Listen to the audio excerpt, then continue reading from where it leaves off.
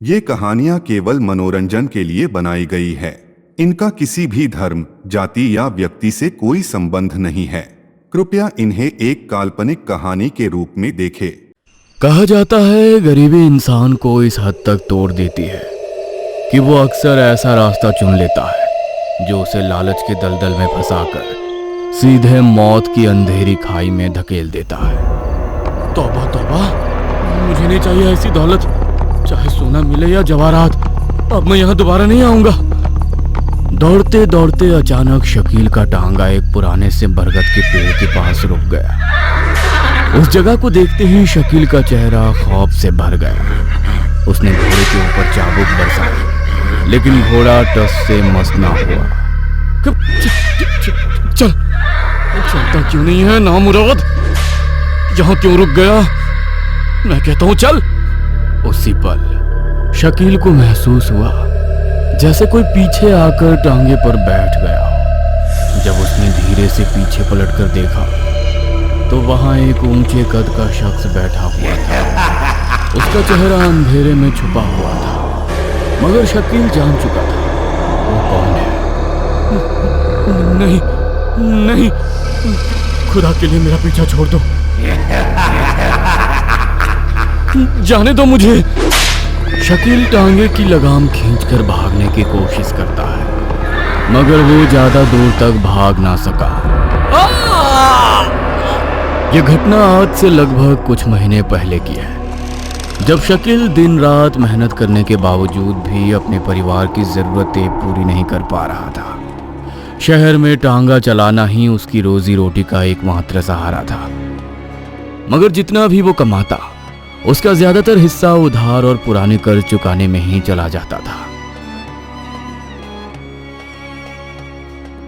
गौसिया, बहुत भूख लगी है, कुछ खाने को है तो दे दो। खाना? पहले ये बताओ आज कितना कमाया?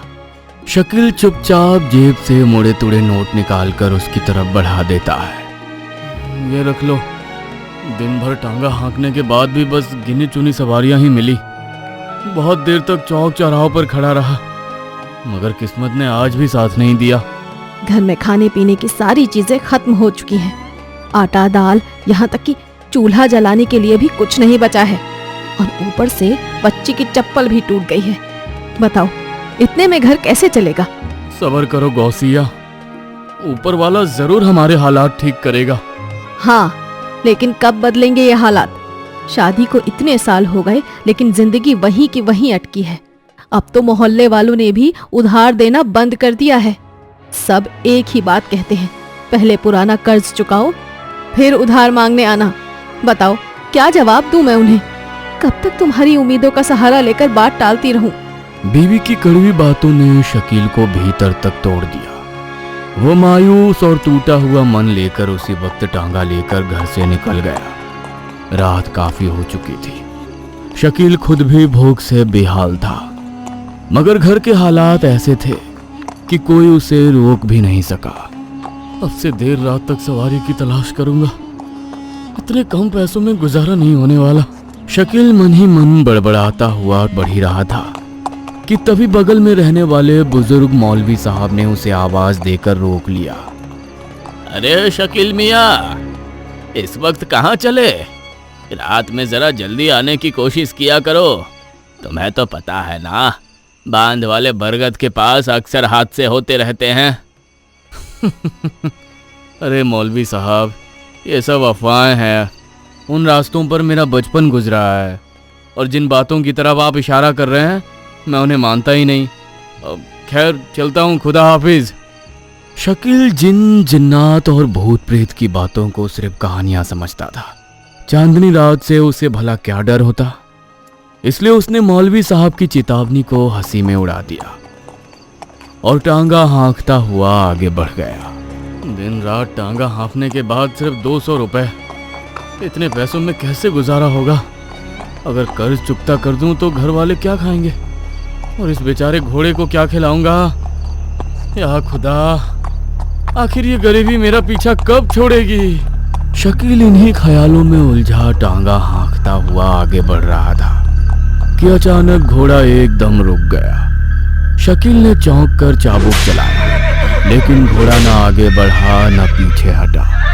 शकील का दिल घबराहट से तेज धड़कने लगा। तभी उसकी नजर बरगद के घने साए के नीचे पड़ी, जहां दो लंबी आकृतियां बिल्कुल स्थिर खड़ी थी। अगले ही पल वे आकृतियां धीरे धीरे अंधेरे से निकलकर उसकी ओर बढ़ने लगी। दोनों का कद करीब 7 फुट था। तन पर काले रंग की चमकदार शेरवानी और हाथ में ताजा गुलाब का फूल। दिखने में वो किसी पुराने जमाने के नवाब जैसे लग रहे थे। एक पल के लिए शकील का गला सूख गया। कहीं ये चोर डाकू तो नहीं? लेकिन पहनावा देखकर तो ये किसी रईस खानदान से मालूम होते हैं। शकील ने हिम्मत जुटाकर निगाहें ऊपर उठाई ही थी कि उन दोनों में से एक आगे बढ़ा और अजीब मुस्कान के साथ बोल पड़ा। हमें शहर के बाहर वाली एक दरगाह पर जाना है, क्या तुम हमें लेकर चलोगे? शकील अभी जवाब सोच ही रहा था कि दूसरा शख्स आगे बढ़ा। वहां एक निकाह की दावत है, हमें उसी में शामिल होना है। तुम हमें पहुंचा दोगे तो हम तुम्हारे एहसानमंद रहेंगे। देखो भाई, आमतौर पर इस वक्त के बाद मैं टांगा नहीं चलाता, लेकिन अगर इतना जरूरी है तो दोनों के 300 रुपए लगेंगे। हम तुम्हें मुंह मांगा दाम देंगे। मुंह मांगा दाम सुनते ही शकील का डर कुछ कम हो गया। उसने उन्हें टांगे पर बैठाया और वहां से निकल गया। हैरानी की बात यह थी कि जो घोड़ा अभी तक एकदम आगे बढ़ने को तैयार नहीं था, वही घोड़ा बिना चाबुक के खुद ब खुद चल पड़ा। कुछ देर बाद पीछे बैठे दोनों शख्स में से एक शख्स धीमे स्वर में बोला, कल रात भी हमें इसी वक्त यहीं से गुजरना होगा। ये रास्ता याद रखिएगा मियाँ। हाँ, हमें याद है, कल बड़ी महफिल सजेगी। कल हमें समय से थोड़ा पहले वहां पहुंचना होगा। अगर मैं कल भी इन्हें वहीं लेने पहुंच जाऊं तो कम से कम 300 रुपए और बन जाएंगे। अब हुजूर, अगर कल भी इसी तरफ आना हो तो मैं हाजिर हो जाऊंगा। अगर तुम कल भी आए तो खाली हाथ नहीं लौटोगे। उस शख्स ने इतना कहा ही था कि शकील की आंखों में फिर से चमक लौट आई। कुछ ही देर में टांगा शहर के बाहर पुरानी दरगाह के पास पहुंच गया, जहां दूर दूर तक कोई नजर नहीं आ रहा था। चारों तरफ वीरानी पसरी हुई थी। दोनों शख्स उसी सुनसान जगह पर टांगे से उतरे। फिर उनमें से एक ने अपनी जेब में हाथ डाला और शकील की हथेली पर सोने की कुछ मोहरें रखते हुए बोला, ये खरे सोने की मोहरें हैं, इन्हें बेचकर अपना दाम वसूल कर लेना। रात बहुत हो चुकी है, तुम्हारा यहाँ रुकना ठीक नहीं है। तुम जल्दी घर के लिए निकल जाओ।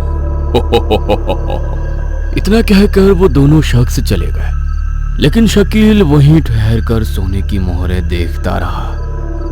उसे अपनी आंखों पर यकीन ही नहीं हुआ। उसने एक मोहर को रगड़कर देखा, फिर नजदीक से परखा। मोहरें बिल्कुल असली थी। लालच और खुशी से उसका चेहरा खिल उठा।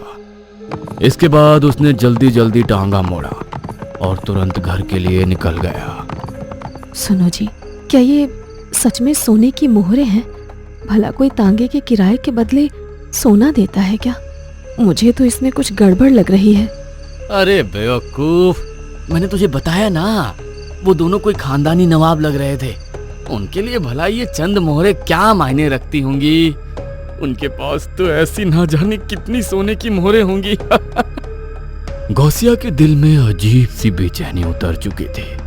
उसे बार बार लग रहा था कि ये दौलत साधारण नहीं है, लेकिन इस वक्त शकील की आंखों में लालच चढ़ चुका था। अब देखती जाओ गौसैया, हमारी किस्मत कैसे बदलती है। कल रात में फिर उसी जगह जाऊंगा और उन्हीं मेहमानों का इंतजार करूंगा। हाँ। अगली रात शकील टांगा लेकर फिर से उसी पेड़ के पास जा पहुंचा। वहां उसने देखा बरगद के घने साए के तले वही दो शख्स पहले से उसका इंतजार कर रहे थे। फरमाइए हुजूर, आज कहाँ चलना है? वहीं जहां कल गए थे। आज बारात आने वाली है, और हमें जल्दी वहां पहुंचना है। तो फिर तशरीफ रखिए माई बाप, हम अभी चलते हैं। दोनों शख्स टांगे पर आकर बैठ गए। शकील ने लगाम संभाली और टांगा फिर से शहर के बाहर वाली पुरानी दरगाह की ओर निकल पड़ा। कल के मुकाबले आज मामला थोड़ा गंभीर था। पीछे बैठे दोनों शख्स आज एकदम खामोश बैठे थे। कुछ देर बाद वे पुरानी दरगाह के पास पहुंच गए। चारों तरफ वही वीरानी पसरी हुई थी। दूर दूर तक कोई आदमी नजर नहीं आ रहा था। टांगा रोकते हुए शकील ने गर्दन मोड़कर कहा, लीजिए हुजूर, हम आ गए। उनमें से एक शख्स ने इस बार भी शकील की हथेली पर सोने की कुछ मोहरें रखते हुए वही रटी हुई बात दोहराई। ये खरे सोने की मोहरें हैं, इन्हें बेचकर तुम अपना दाम वसूल कर लेना। अब तुम जा सकते हो, ये जगह तुम्हारे लिए सुरक्षित नहीं है। बिल्कुल हुजूर, बिल्कुल, शुक्रिया। दोनों शख्स मोहरें देकर वहां से आगे बढ़ गए, लेकिन शकील की नजर उन चमकती हुई मोहरों पर थी। वो मन ही मन हिसाब लगाने लगा, अगर मैं अभी यहीं रुक जाऊं तो ये दोनों लौटते वक्त फिर यहीं मिलेंगे। मैं इन्हें दोबारा बरगद तक छोड़ दूंगा तो फिर और भी सोने की मोहरें मिलेंगी। हाँ, यही ठीक रहेगा। टांगा किनारे लगाकर यहीं इंतजार करता हूं। शकील ने टांगा रास्ते के किनारे लगाया और गद्दी पर ही लेट गया, मगर दिन भर की थकान होने की वजह से कुछ ही देर में उसे नींद आ गई। रात के तकरीबन 2 बजे अचानक ऐसी नगाड़ों की आवाज गूंजी कि शकील की नींद झटके से टूट गई और वो घबराकर उठ बैठा। कुछ पल तक उसे समझ ही नहीं आया कि वो कहाँ है।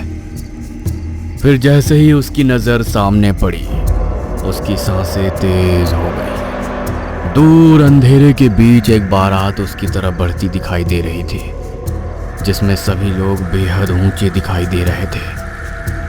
वो इंसानों जैसे दिखते जरूर थे, लेकिन इंसान बिल्कुल नहीं थे। किसी के पैर जानवरों के खुर जैसे, तो किसी के हाथों के पंजे नुकीले दरिंदों जैसे। वो अजीबोगरीब बाराती आग की लपटों से खेलते हुए जश्न मना रहे थे। उनकी हर हरकत में ऐसी वहशत थी कि दूर से ही रूह कांप जाए। उसी पल बारात के बीच से एक शख्स ने अचानक सिर घुमाया और सीधा शकील की तरफ बढ़ने लगा। या खुदा, ये क्या है? कहीं ये जिन्नों की बारात तो नहीं? इतना कहकर शकील ने किसी तरह हिम्मत जुटाई और वहां से सरपट भाग निकला। शकील ने अपनी परेशानियों से लड़ने के लिए एक अजीब रास्ता चुन लिया था। दौड़ते दौड़ते अचानक शकील का टांगा एक पुराने से बरगद के पेड़ के पास रुक गया। उस जगह को देखते ही शकील का चेहरा खौफ से भर गया। उसने घोड़े के ऊपर चाबुक बरसाया, लेकिन घोड़ा टस से मस ना हुआ। चल, चलता क्यों नहीं है नामुराद? यहाँ क्यों रुक गया? मैं कहता हूँ चल। उसी पल शकील को महसूस हुआ जैसे कोई पीछे आकर टांगे पर बैठ गया। जब उसने धीरे से पीछे पलटकर देखा तो वहां एक ऊंचे कद का शख्स बैठा हुआ था। उसका चेहरा अंधेरे में छुपा हुआ था, मगर शकील जान चुका था वो कौन है। नहीं, नहीं, खुदा के लिए मेरा पीछा छोड़ दो, जाने दो मुझे। शकील टांगे की लगाम खींचकर भागने की कोशिश करता है, मगर वो ज्यादा दूर तक भाग ना सका, जिसकी कीमत उसे अपनी जान देकर चुकानी पड़ी।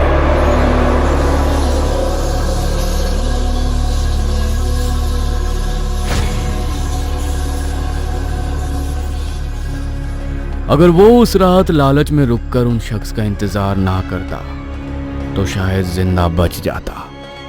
उस आखिरी सवारी के दिखने के बाद शकील कहाँ गया ये आज तक कोई नहीं जानता।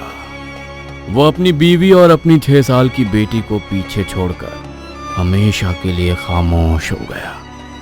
इस घटना को कई साल बीत चुके हैं, लेकिन लोगों का कहना है आज भी रात के वक्त बरगद के उसी पेड़ के पास एक पुराना टांगा सवारी के इंतजार में खड़ा दिखाई देता है और कभी कभी उसकी गद्दी पर वही ऊंचे कद की एक सवारी दिखाई देती है जिसने कभी आखिरी बार उसके टांगे में सफर किया था। अगर आपको ये वीडियो पसंद आई हो तो इसे लाइक और शेयर करें। ऐसी ही वीडियोस देखने के लिए हमारे इस चैनल को सब्सक्राइब करें। तो मिलते हैं अगली वीडियो में, तब तक के लिए नमस्कार। हेलो दोस्तों, हमारे चैनल की लेटेस्ट वीडियोस और सभी अपडेट्स के लिए हमें फेसबुक और इंस्टाग्राम पर जरूर फॉलो करें।